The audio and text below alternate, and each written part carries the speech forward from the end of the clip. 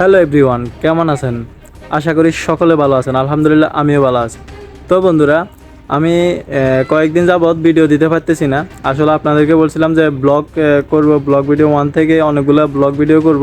তো আসলে দিতে পারতেছি না, কারণ আমার যে হাতে দেখা যে মোবাইলটি, এটা একটু ক্যামেরা একটু ক্লিয়ার না। তো আমি স্যামসাং S20 আলট্রা নিতেছি কিছুদিনের মাধ্যমে, তারপর যে আপনাদের জন্য সুন্দর সুন্দর ভিডিও দেব। এই জন্য এখন ভিডিও দিতে পারতেছি না।